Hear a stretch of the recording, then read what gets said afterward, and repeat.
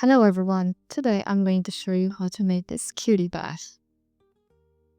I've made many bags, keychains, but these are all big ones. This is a different pattern, it's right, but this is the most easiest and cutest. So I made the same pattern, but this yarn, it's a little thicker and I love the color. So the same pattern came smaller because I used a thinner yarn and a smaller ring. This I ordered off Temu. And deep loose color as you use, they get tarnished and they turn black. And this is the best way to use these rings. Is it covers up, the yarn covers the rings up and gives a really cute look. I'm gonna attach the keychain just like this.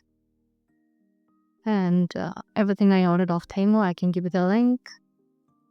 So let's get to it. I'm going to use two rings for the two handles on the other side.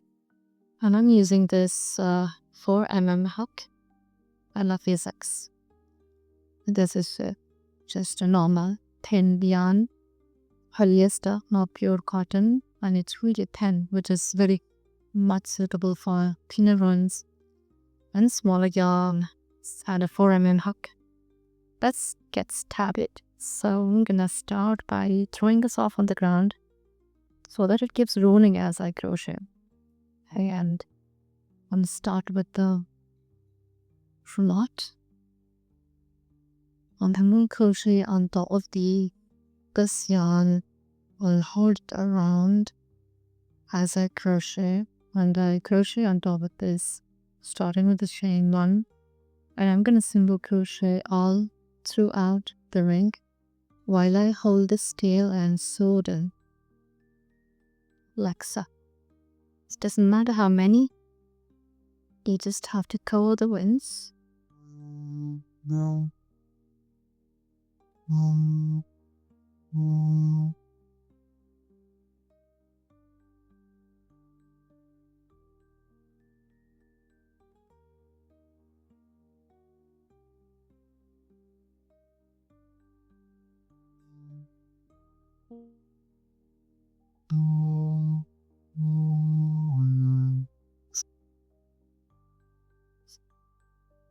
Okay, I have sewed the tail inside.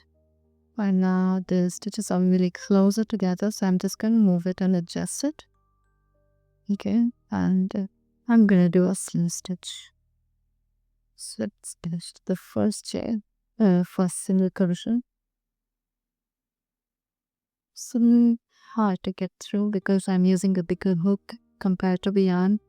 Supposed to use a smaller hook, but in the bag will turn out really small. So, and I don't have patience to work with smaller hook one knot at a time.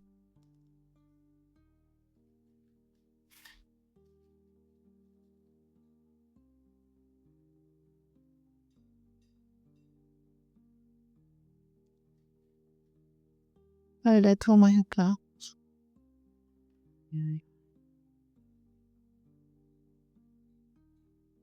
Okay, gotcha. Slip stitch. And cut off the yarn, and please leave a long tail because we have to sew the back from the side.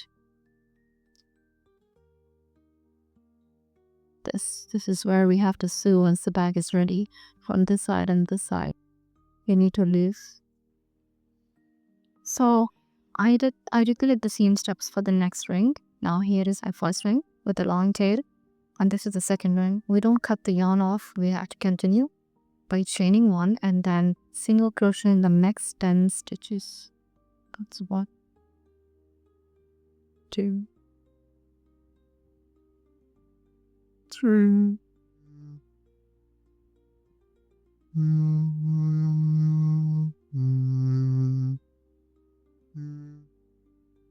The first one is a bit hard because the hook, like I said, the hook I'm using a bigger one because I don't like working with the smaller hooks.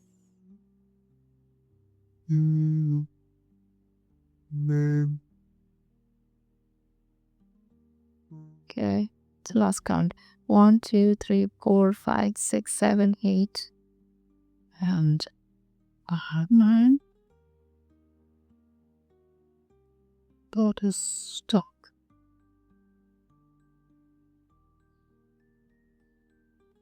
And count again. 1 2 3 6 7 8 9 10. Okay, so now we're going to turn our work, and I'm not going to chain one as the norm is, but I don't like to do it. I'm just going to turn it, and then I'm going to insert my hook in the first chain from the hook and single crochet, 2 single crochets in the same chain, same stitch, 2 single crochet in the same stitch, and 1 single crochet on the second, another one on the third, another one in the fourth, and in the fifth single crochet I'm going to do 2. That's my increase. I'm going to do only 1 round of increase, and then 6th chain 1 single crochet, 7th chain 1 single crochet, 8th chain 1, 9th chain is going to do 1, and then the last chain, the 10th chain, I'm going to do 2 single crochet. So that completes my increase knot. So I crochet 10 around the wing, 10 single crochets around the rim, and then I did 1 increase here in the first chain, and then another increase in the 5th chain, and then another increase in the 10th chain. And then as usual I'm going to turn my work, and then I'm just going to do 1 single crochet throughout this round without any increase. I just do only 1 increase.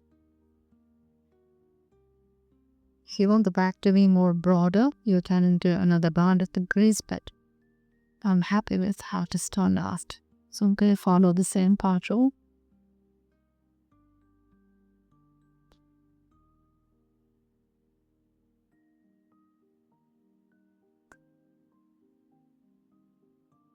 Turn my work.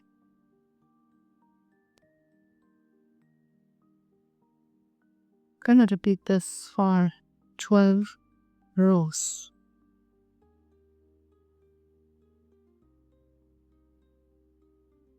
You can pause the video and come back when you're done. So I have finished 16 yarns of 1 single crochet each, because I want the bag length to be this much. So it's up to you. If you want it more visible, you can do more. And now I'm going to do a decrease. We're going to reverse crochet these things. The first round was 10 single crochet, and then the next round of increase. So now I'm going to do 1 round of decrease, and then next round of 10 single crochet. So I'm going to insert the hook in the first stitch and pull up a loop, and the next stitch insert the hook and pull up a loop. So now I have 3 loops on the hook. I'm going to yarn over and pull through. That's a decrease. I have joined these 2 stitches and made 1, and that's a first decrease. And 1 single crochet in the next, 1 in the next, 1 in the next, and then another decrease. Insert the hook, pull up a loop, insert the hook and pull up a loop. You have 3 loops on the hook, yarn over and pull through all through. And next, 1 single crochet, 1 single crochet, now again, then 1 more. Then you will have you're left with 2 last stitches. So when I insert the hook, pull up a loop, this is the last decrease. Insert the hook in the last stitch, pull up a loop. We had 3 loops on the hook, yarn over and pull through all 3. That's third decrease. We should have 10 stitches now. 1 2 3 6 9 and 10, exactly 10 stitches. Now we are going to join it to the circle here. So I want this long tail to be on the right side, because I'm going to join it from here to 10 stitches. So I had this long tail to sew the right part of the bag, and then when I'm done with the 10 stitches here, I'm going to cut a long tail to sew the left part of the bag. So that's how I'm going to do. This is my working yarn, and the whole control more work. Okay, so I'm gonna do a single stitch, not a slip stitch, single crochet amend. So insert the hook in the first stitch and insert the hook in the first stitch of the ring, pull through yarn, pull through another stitch, and then now I have 2 loops on the hook, yarn all and pull through. That's a single crochet. I'm gonna repeat this. Second stitch of the bag, second stitch on the ring, pull through, 2 loops on the hook, and you can even use darning needle and wood thread, but I'd like to crochet along. So I'm not going to stitch from here. I'm gonna stitch from here. Okay, but the thread is attached in the edge, so you can just go on only one side, over and under, and then come back here. So now that your thread is here, you can start working, stitching it all around, all across the side, like so. However you want it doesn't have to be perfect. It's a really tiny bag, and we're gonna use it as a keychain. So go lots, guys. I go.